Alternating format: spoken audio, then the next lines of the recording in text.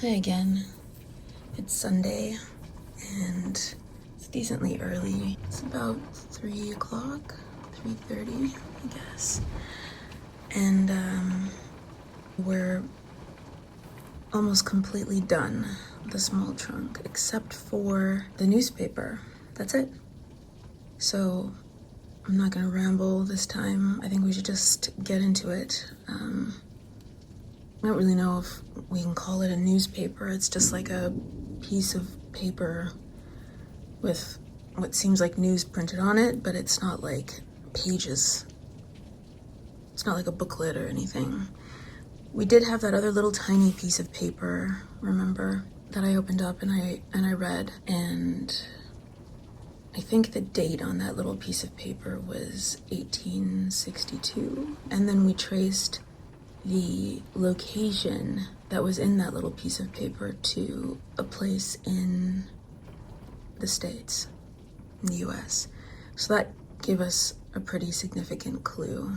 Although, admittedly, I don't really know if the trunk actually belongs to a person who lived in America or just passing through, because ultimately the trunk was found here in Canada.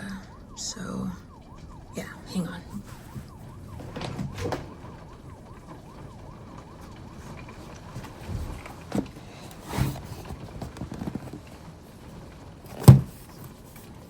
Trunk.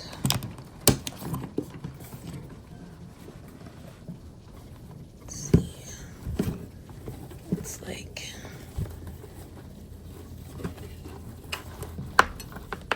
there it is.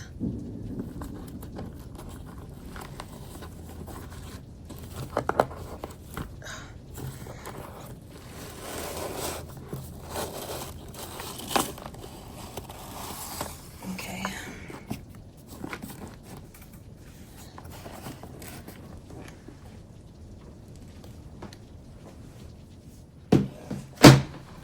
All right. 65. Well, let's see if I can get it into focus for you so you can kind of see what it looks like. Really tiny, crammed together.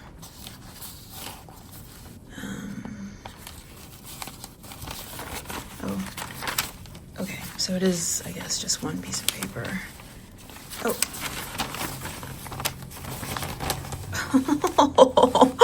Holy shit. The Rural New Yorker? Page 66, so I guess it is just a piece. It is just a page from a paper. And this is February 22nd. Oh my god. Do you see this? Holy shit, this is huge. This is a huge piece of paper. Like, were newspapers this big back then? Especially if this is page 65. Like, how big was this newspaper? Not only, like, literally physically, but also how thick was it? Oh my god. Holy shit. Also, though, am I about to read all of this? There's no fucking way. I can't read all of it. But we need to check it out. Like, we need to see what this is all about. Okay, so this is Moore's Rural New Yorker. Look at that. Yeah. That's 1862? Does that mean, like, not today's date, but, like, is this paper from 1862? It has to be. It must, right? Because, sorry, I'm short-circuiting. This is February 22nd. And where was it? That's February 5th, 1862.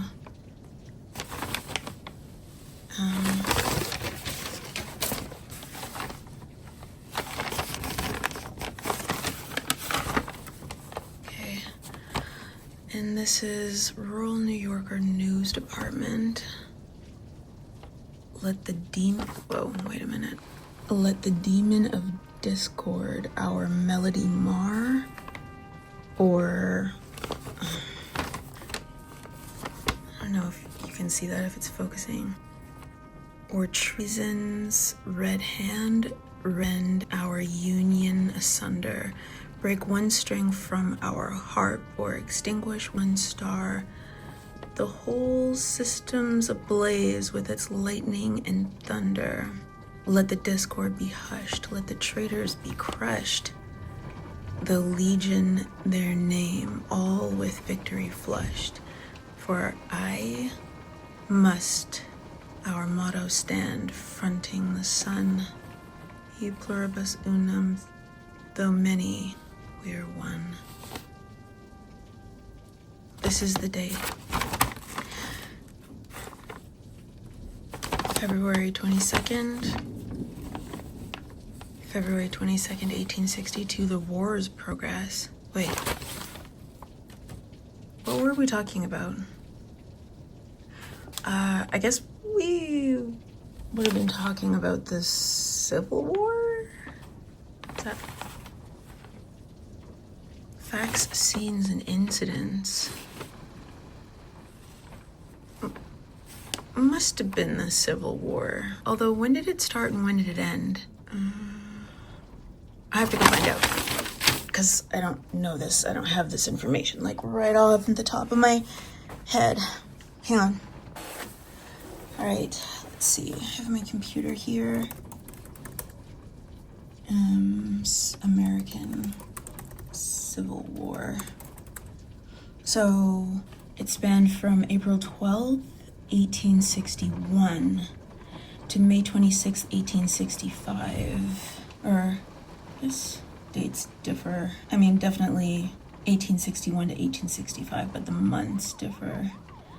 That's fine. So this is 1862. So we're 1 year into the war. Okay. Okay. All right.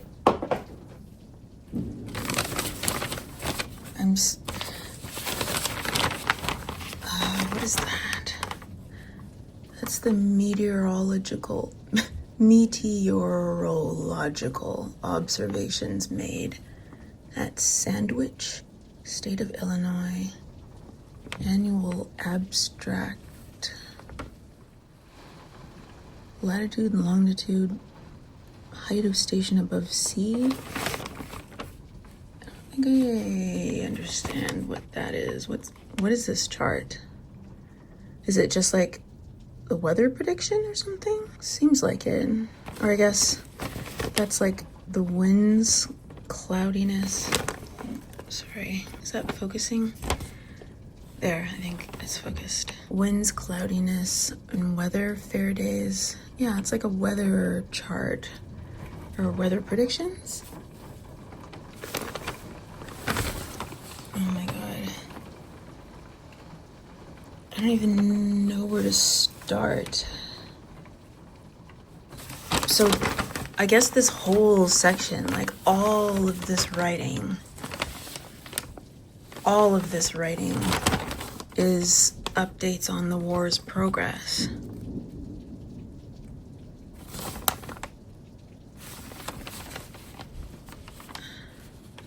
It's pretty incredible. Like this, you can tell that the paper is fragile. Like it's got all these little tears. Oh, shit. And it feels brittle, but it's held itself together. If this is actually all the way from 1862, if this was printed in 1862, and it's still in one piece, I mean, that's a miracle in and of itself. Oh my God. I think this whole paper is, because that's 65. That's page 65, and this is the war's progress. And then it just goes all the way down to the bottom of this page. And then I think it just carries on. this whole page, the front and the back, is the war's progress. Please, for the love of God, I'm pleading with my brain right now to allow me to not read this whole thing. But we have to read some of it. I wonder why this would, I wonder why anything would be in that trunk, right? Like, why the fuck is anything in that trunk? It makes sense that this would be in the trunk too, because none of it makes sense. Like, why wouldn't this be? Why wouldn't this be in the trunk? If everything else is in the trunk.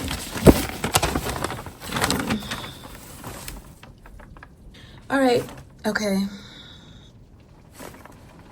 Let's, I don't know where to begin. Do we want to begin like right at the top, or do we want to pick like a different headline? Down here, there's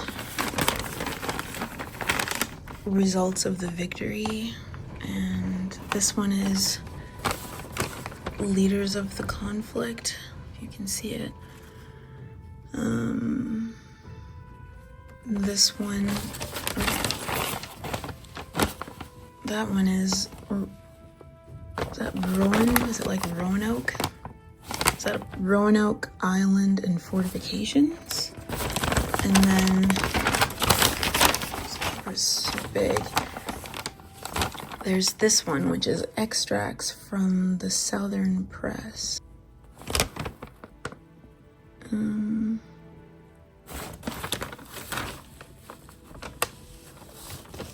then there's Commodore Porter, is that right? Commodore Porter's expedition. And then what is it? Oh. And I guess up the top it says how the attack was commenced. Details of the Fort Henry victory. See the back. Different headlines. Glorious news from Tennessee. Department of Missouri. Official report of flag officer Foote and General Grant. You know, if I was American, these names of these generals probably would mean something because I would have learned about them in school, likely. But they mean nothing to me. Brigadier General U.S. Grant. Is it like Ulysses Grant? Am I getting that right or wrong? Maybe I made that name up. I don't know. Yeah. Or I'm trying to like jog my memory on names from the Civil War. I think that it says here Brigadier General U.S. That probably is Ulysses something Grant? I don't know what the S stands for. And the Department of the East, or Department of Ohio. Okay, where to begin? Maybe let's try this little section right here.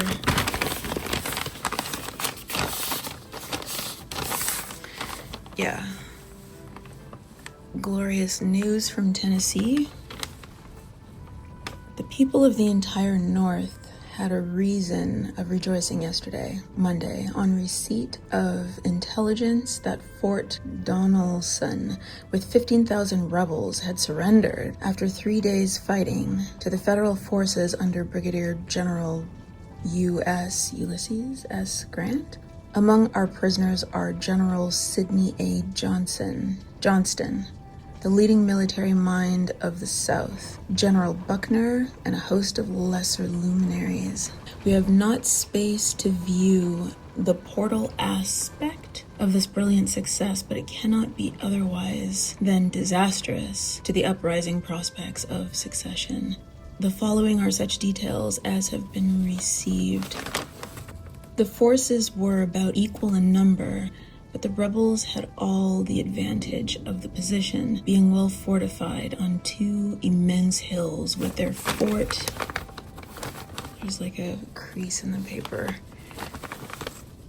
But their fort near the river on the lower piece of ground.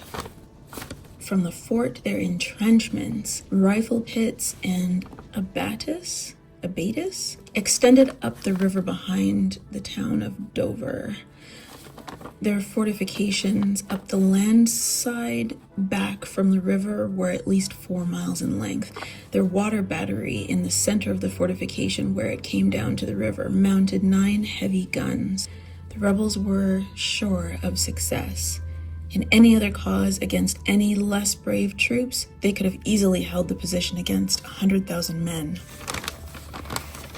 So, sounds like they're pretty perfectly outfitted, or at least they thought they were.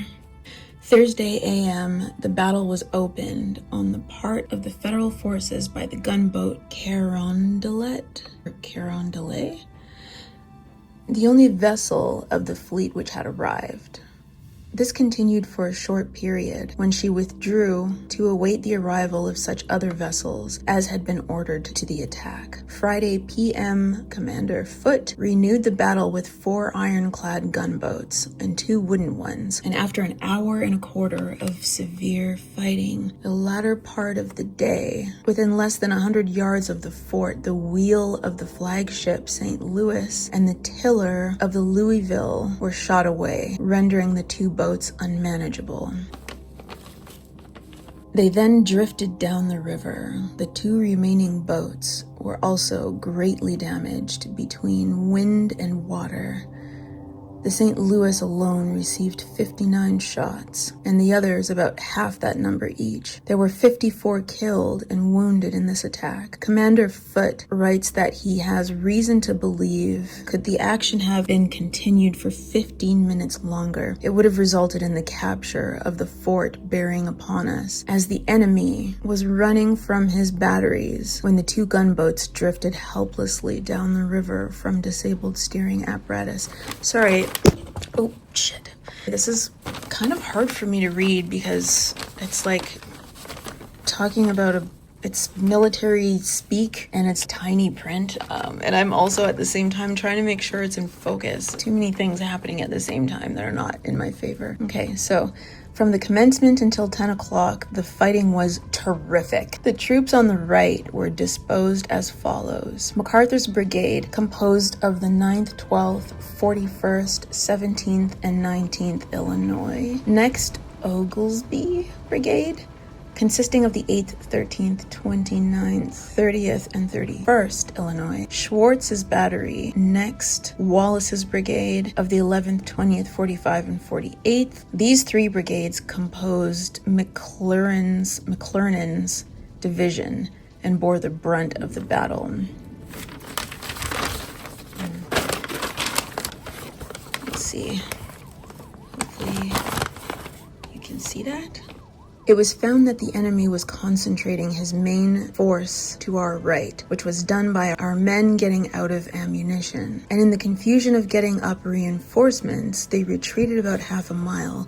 As soon as the division, which had stood its ground manually for 3 hours, retired, the enemy occupied the field, when General Grant ordered General Smith to move forward his division and storm the enemy's works on our left. This order was obeyed with great alacrity, and soon the cheers of our daring soldiers were heard, and the old flag displayed from within the enemy's entrenchments. General Grant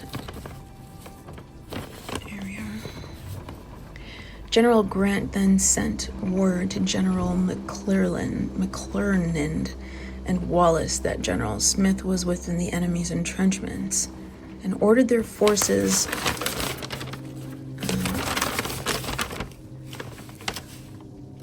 to move forward and renew the attack on the right. One of General Wallace's brigades, the 11th Indiana and 8th Missouri, and some other regiments were rapidly thrown in position, and Company A of the Chicago Light Artillery were planted in the road, and as the rebels, supposing we were in retreat, came yelling out of their works into the road, the Chicago boys poured a hailstorm of grape and canister into their ranks. What's grape? What does that mean? Is it some kind of, I guess it's some kind of ammunition. Grape and canister into their ranks, stunning and killing dozens of them. Simultaneously with this, the infantry commenced firing at will, and the balls went well back into their works. Our men advancing took possession of the ground lost, and a hill besides. Fresh troops who had not been in the action were thrown forward, and as the shade of night drew on, were in a strong position ready to participate in a simultaneous attack to be made Sunday morning. Ogilvy's, Wallace, and MacArthur brigades did the hardest fighting and have suffered terribly. They would undoubtedly have held their first position, but for the failure of their ammunition. The ammunition wagons were some distance off, the hills preventing their being moved rapidly. Some of our best officers and men have gone to their long home. Hardly a man went over the field after the battle, but discovered some comrade who had fallen. We lost 3 lieutenant colonels, and at least 1/4 of all the other officers were wounded or killed. I just have to stop for a second because this is insane. This is like... These... I don't even know what to say. Like, who's writing this? Because it's obviously someone that's on the battlefield, maybe reporters that are on the battlefield. I don't know who wrote this and sent it in. Is it one of the generals? Or like how is this information being transferred to the rural New Yorker? And this is while it's happening. I'm thinking of myself, right? I'm thinking of myself as if I were sitting in my home in New York or somewhere in the South, and or I guess it wouldn't be the South if I'm reading the rural New Yorker, but sitting in my home and the newspaper is delivered to me and I literally get to read about what's happening on the battlefield right now. But this is in 1862. This is just insane. Okay, so let's just finish this little section off. We lost 3 lieutenant colonels, and at least 1/4 of all the other officers were wounded or killed.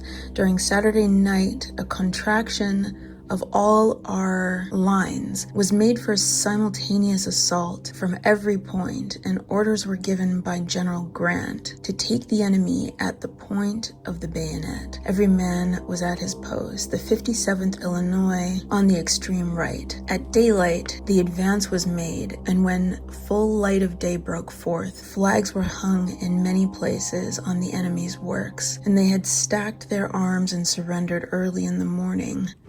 The following pithy correspondence having passed between their commanders. Oh my god, okay, so this is crazy. So we have the correspondence between the surrendering general and the winning general. So this says, headquarters, Fort Donelson, February 16th. Can you see that? Hopefully. There. Sir, in consideration of all the circumstances governing the present situation of affairs, I propose to the commanding officer of the federal forces the appointment of commissioners to agree upon terms of capitulation of the forces at this post under my command. And in that view, I suggest an armistice until 12 o'clock today. I am very respectfully your obedient servant, S.B. Buckner, Brigadier General CSA, to Brigadier General U.S. Grant, commanding U.S. forces. So this is, if you can see it, this is headquarters on the field, headquarters on the field. To General S.B. Buckner, Sir, yours of this date, proposing an armistice and the appointment of commissioners to settle terms of capitulation, is just received. No terms except unconditional and immediate surrender can be accepted. I propose to move immediately upon your works. I am, sir, very respectfully your obedient servant, U.S. Grant, Brigadier General commanding. This is like such a polite but firm argument between the two men. Headquarters, Dover, Tennessee. Brigadier General Grant, USA. Sir, the distribution of forces under my command, incident to an unexpected change of commanders, and the overwhelming force under your command compel me, notwithstanding the brilliant success of the Confederate arms, to accept the ungenerous and unchivalrous terms which you propose. Unchivalrous. Is that a word? Was that a word back then? Unchivalrous? I, sir, am your obedient servant, S.B. Buckner, Brig General. This is so weird. Now I kind of want to read the whole paper because I'm totally invested in, like, the drama of 1862. Okay, so I guess we'll just kind of keep reading a little bit. If you don't find this interesting, you probably don't need to watch this video, because this video isn't really going to be about anything except this paper, and I don't even know if, like, what the point of this paper is. Probably nothing. I don't know what I'll discover. I might not discover anything aside from just learning about the Civil War in 1862. But let's just keep going. So that was the exchange between the two generals. And then it says, our whole force was soon in the enemy's works. Whether the... Oh my God, what does it say? It's like right in the crease. I don't know if you can see that. When the...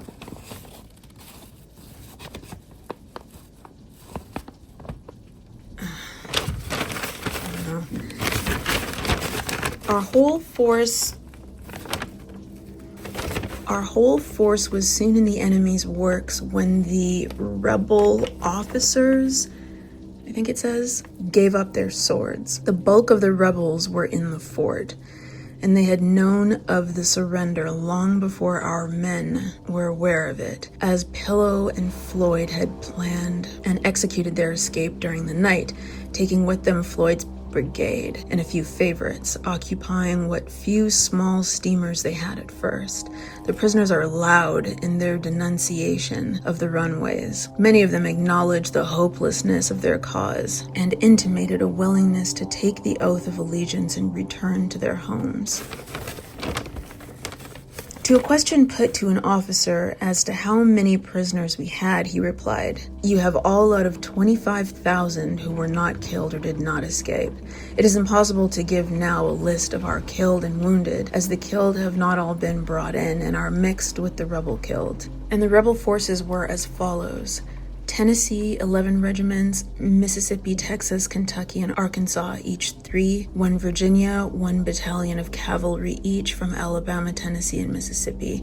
The rebels lose 88 field pieces, 17 heavy guns, 20,000 stand of arms, beside a large quantity of commissary stores.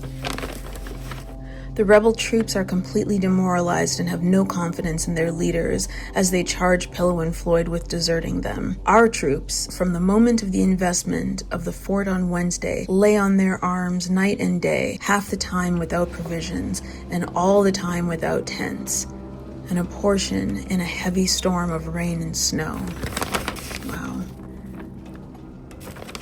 Let's see. To Hon Gideon Wells, Secretary of the Navy, Cairo, February 17th, the Carondelet has arrived from Fort Donelson and brings information of the capture by the land forces yesterday morning of that fort and 15,000 prisoners. Johnson and Buckner were taken prisoners. The loss is heavy on both sides. Floyd escaped with 5,000 men during the night. I go up with the gunboats, and as soon as possible will proceed up to Clarksville. 8 mortar boats are on their way, with which I hope to attack Clarksville. My foot is painful, but the wound is not dangerous.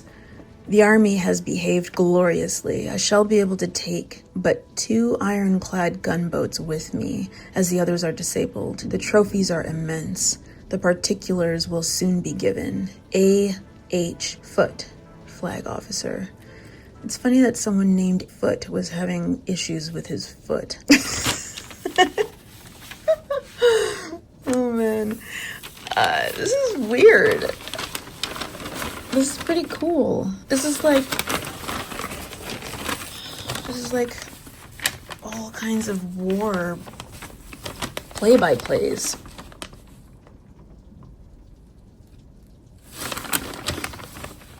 I guess we're on the second page right now.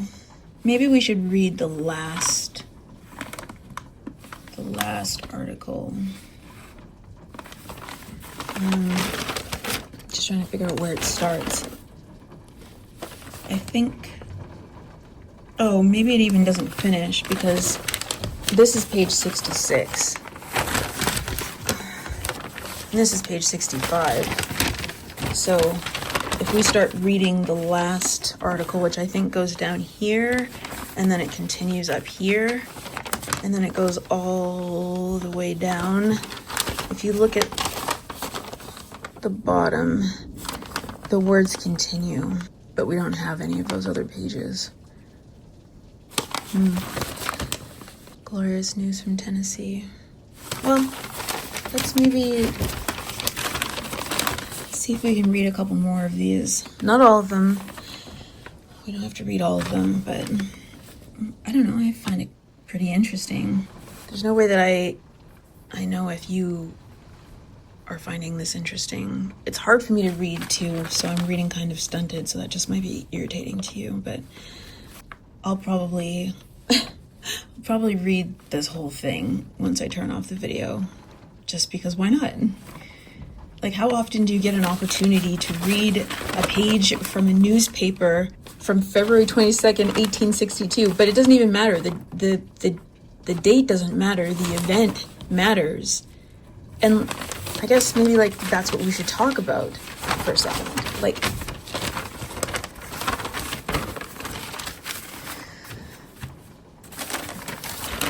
this paper is in the trunk.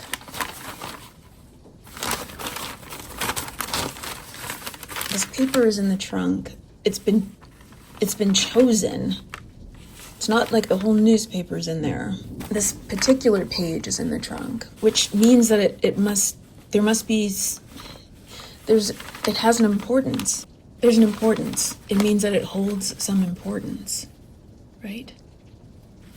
And it's not from the years leading up to the war. It's not from the years after the war. It's like we're right in the middle of the war. But how would a person even get this, though? Like, if you think about the trunk, right? You've got pictures of people in the trunk that some of them look like they're in their, well, the pictures look like people are dressed like it's the 1950s.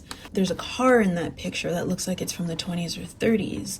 There's that one guy, that one Charles guy, who's from, I can't remember, was it like 1840 or something? And then there's Flossie May, right?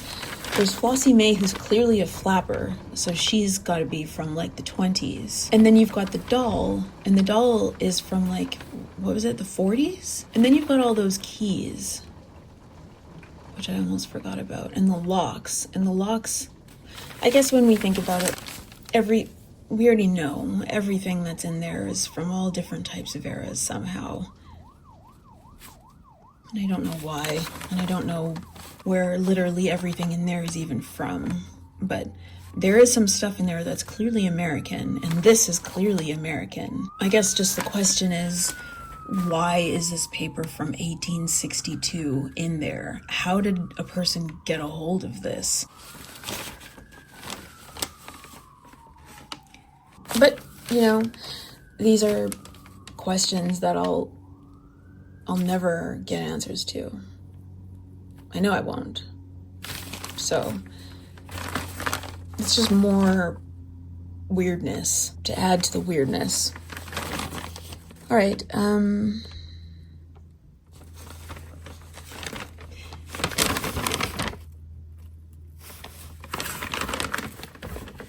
Let's pick a different headline. Oh, well, here, let's check out the leaders of the conflict. It's actually easier to open it. Yeah, okay. So, Commander A.H. Foote with the foot problem. This officer is son of the late Governor Samuel A. Foote of Connecticut. so he's a Yankee. Commander Foote is about 55 years of age and entered the Navy as a midshipman in 1862. His first cruise was under Commander Gregory after pirates in the East Indies. On that cruise, he was 6 months cruising in open boats. He was at the destruction of a pirate rendezvous in the East Indies, these pirates having destroyed a Salem vessel. At that time, Commander Foote was attached to the ship John Adams. Commander Foote, for some 3 years, was on the African coast, and during that time took 3 slavers?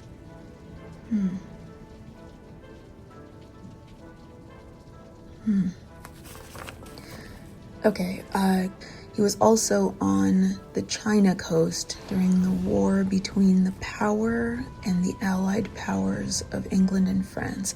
Stationed at Canton, Commander Foote landed from his vessel, the Portsmouth, a marine force to protect the French and American factories. On returning to his vessel, having a missionary in the boat with him, the Chinese barrier forts fired at him. He displayed the American flag, but the firing did not cease. Commander Foote had an interview with Commander Armstrong of the flagship San Francisco. Armstrong was the officer who late spring surrendered the Pensacola Navy Yard. Foote wished to open on the Chinese forts. Armstrong thought he had better negotiate. Foote said, "Lead and iron were the best peacemakers." Okay, so he's kind of a hothead. Okay, Armstrong finally consented and Foote got underway with the Portsmouth and Levant, but the latter grounded. Foote brought his boat within 700 yards of the forts and opened fire, continuing it until the fort ceased to return his fire, and then he landed forces at 2 or 3 points and went at the forts again. When they surrendered, Foote started on a run to get first inside, but Lieutenant 𝔼𝕟𝕚𝕚 of Philadelphia, being lighter, beat Foote and was ahead of him in entering, Foote being second in race. Commander Foote is now post-captain, the youngest of that rank in the Navy. As flag officer, he now ranks the same as a major general. And Brigadier General Lloyd Tillman. This rebel officer is a native of Maryland and I don't really know if I care about reading all of this. Okay, well, that's not hugely compelling to me, so maybe we can read something else. Maybe how the attack was commenced. How about this will be our last bit, maybe one of the last bits. Yeah, let's read how the attack was commenced. The attack was begun yesterday noon, the first gun being fired by the Federal fleet just after 12 o'clock. Only 4 of the gunboats were engaged: the Cincinnati, the flagship, the Essex, the Carondelet, and the St. Louis. These moving up toward the fort abreast. The Conestoga, the Tyler, and the Lexington remained behind, but within easy hail. The order of approach was: the Essex was on the right, next to her the Cincinnati, then the St. Louis, then the Carondelet on the left. The disposition of the boats commends itself at once as an admirable stroke of the Commander Foote's undoubted naval genius. The object was to bring to bear the best guns of the fleet, and at the same time to prevent the exposure of the broadside of any of the boats to the enemy's guns. Had there been such exposure, it is easy to imagine the destruction and probable failure which would have occurred, for the boats are extremely vulnerable in their after parts. Me too, bitch. Me too. Anyway, this order of approach having been assumed at the beginning was preserved throughout the engagement, the fire opening at the distance of about 1 mile and continuing with terrible effect until the surrender, when the fleet was not more than 500 or 600 yards from the fort.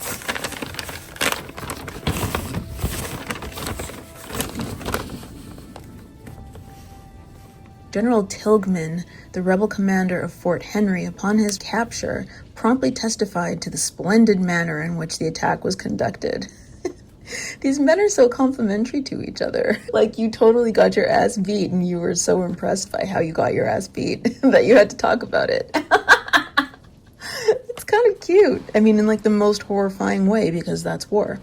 But, so General 𝔼𝕟𝕚𝕚, the rebel commander of Fort Henry, upon his capture promptly testified to the splendid manner in which the attack was conducted, saying that when he discovered the purpose of the Commodore, his chief object was to disable the flagship and by getting the flag officer out of the way to disconnect the other boats and enable him to pursue his firing with better effect.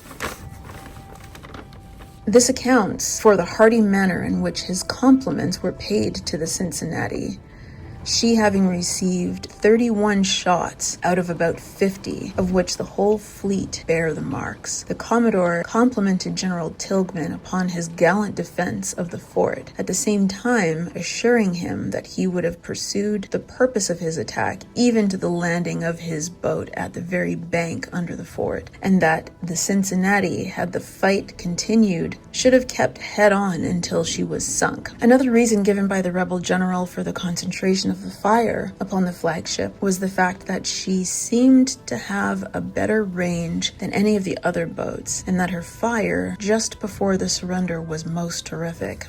The Cincinnati bears many honorable scars. Several shots have left their marks on her iron-plated sides, showing in each case a shallow and raking dent. One of her largest guns was struck on the right side of its muzzle, the shot chipping out a piece of the metal as large as a man's two hands and actually splitting the muzzle 18 inches down from the mouth. This will disable the gun entirely. Another gun, a 30-pounder, I believe, bears a deep dent on its side about 18 inches from the mouth, just behind the forward port gun, and where the sides of the boat are not covered with iron, several shots have gone entirely through the bulwarks. One of these completely decapitated one of the gunners. Another passed through the bulwarks, scattering the splinters right and left, glancing along the timber over the machinery and passing into the wheel, but not doing much damage. The most terrible effect of the enemy's fire upon the Cincinnati is seen on her upper works, the deck seeming to have been swept with the destructive missiles, the smokestacks pierced in several places, and the small boats riddled and almost destroyed. One large shot struck the iron-plated pilot house, leaving an ugly mark, but doing no damage. The concussion was violent and is described by the pilots as surprising the Commodore and them into a very decided grunt, but one man was killed outright on the Cincinnati. A few were wounded with splinters. Captain Pratt was badly hurt by a spent ball striking his leg. The men described the crash of the timbers of the vessel as a terrible sound, but none of them flinched, say their officers, but the party manning the gun, at which one of their number was beheaded. At the ghastly sight, they scattered and fell back for a moment, but immediately rallied and stood their ground. The Cincinnati came into port, with a large rebel flag flying under the stars and stripes, her appearance being greeted with many cheers and congratulations among the persons on the Cairo levee. Wow, it's so weird, like my whole body is tense reading that. Maybe because the font is so small, but also because maybe I'm at war right now. Maybe I'm in the war right now. Wild. Let's read a little bit more, just because. The Essex, which had always seemed an unfortunate boat, notwithstanding the pains taken with her, and the admirable naval and fighting qualities of her commander, Captain W.D. Porter, and his manly crew, was very unlucky in this engagement. For half an hour she bore her part in this contest most gallantly, her magnificent armament playing with fearful effect upon the fort, when she received a shot immediately over the forward port gun. Captain Porter, at the moment, was peering out the porthole, watching the effect of his firing, and a young man named Britton, son of the celebrated Dr. Britton of New York City, was standing by his side, his hand on the captain's shoulder. A ball divided his head, completely carrying away its crown. Oh my God. And scattering his brains upon the person of a paymaster who was standing by his side. Good God. The terrible messenger of death flew along the ship, through the bulkheads which were to protect the machinery of the boat, and crashed into the middle boiler. Immediately, with a rushing sound, the scalding steam filled every part of the vessel. Oh my God! 2 pilots who were standing nobly at their work, so absorbed, as it seemed, in their duties that they had neglected to close the trapdoor which leads from below to their house, were enveloped by the blistering vapor and almost immediately scalded to death. Can we just imagine? We can't. There's no imagining. The tars, who had stood so gallantly to their guns, were appalled at this new and terrible enemy, and many of them threw themselves out of the portholes into the river. Captain Porter was badly scalded on the face and hands. Wow. At this disaster, the Essex was disabled and began to fall back, which Commander Foote, observing, was for the moment perplexed. What does it say? He thought first of fall? Oh, he thought first of falling back with her and by fastening to her to bring her again into the line, but the second thought decided him to let her go, and pressing more eagerly forward with the Cincinnati, urged on by the plain necessity of close and desperate fighting, bore down upon the fort with a fiercer front than ever, hurling his messengers of death and destruction so rapidly upon the enemy that all resistance was useless, and they were compelled to capitulate.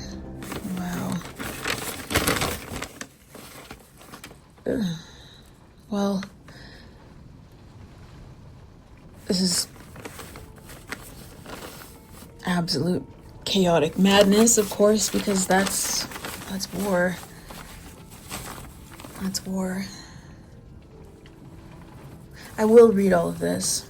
Not now, not on camera, but alone. When I head up into that little cubby room this evening when it gets dark. In a few hours, I'm gonna bring this up there along with my computer, and I'll read the rest of these. And if anything like really significant stands out, I'll make another video about it. Yeah. That really handsome man in the pictures, the Charles from like 1840 or I can't remember the date anymore, but it wasn't 1860, it was like it was earlier. Maybe Charles is in here or something. I don't know, I have to read it to find out.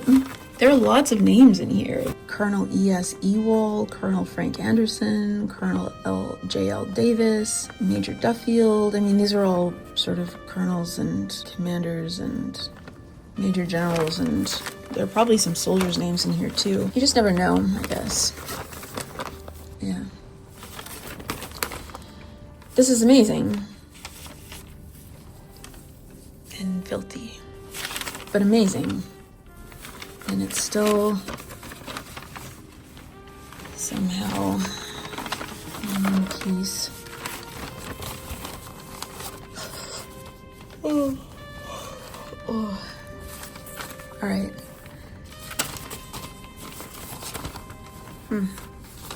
That's it. I mean, that's not it, because we still have an entire other trunk to go through, and I don't know when I'm going to be ready to do that, even. I mean, it seems like we're kind of on a roll, so maybe we should just get right into it sooner rather than later, but,